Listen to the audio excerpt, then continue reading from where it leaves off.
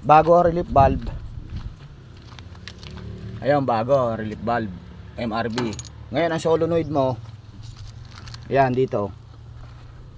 Ayun yung mga kuryente. Ito boss, hindi na original to. Naka-bypass na yan. Naka ano na yan, naka-condemn. Ibig sabihin yan, Lagyan nila ng kanya. ayun, hindi na original to. Hindi ito ang original na May pin. mabibili bang ganyan? Meron boss, meron.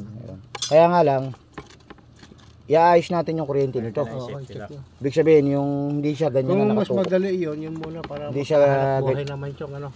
Hindi siya ganyan Bukas, nakatutok. Hindi siya, babaklasin lang namin boss para mapabili natin yung mga pyesang kailangan. Tapos, lipat kami sa kabila. Sipin mo, ring nito, alisin ko. Alin. Alam, filter na kasama yan. Ngayon, nasagad na boss, oh. Yan, bagong bili ko lang yan. Sagad na. Bagong pili nyo lang po yan? Oo, Kailan? Nung ko lang, hindi man nakakuha, trabaho mabuti yan.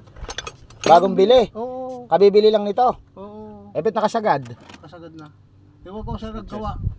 Ano, Baka in-adjust lang nung dating gumawa. Hindi naman na pinakingay, yun na naggawa dyan. Dahil ang relief valve mo, bago. Oo, bago yan. Yung isa, MRB.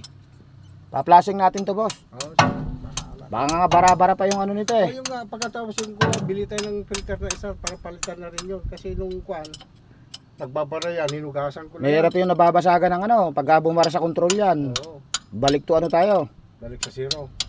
Hindi, ano yun natin. Isisure natin yan. Tsatsagain na natin dito para isang gawa na lang. Wala ang problema yan. May katas yung ano mo boss Yung ano mo, may katas na. Yung kabilang side.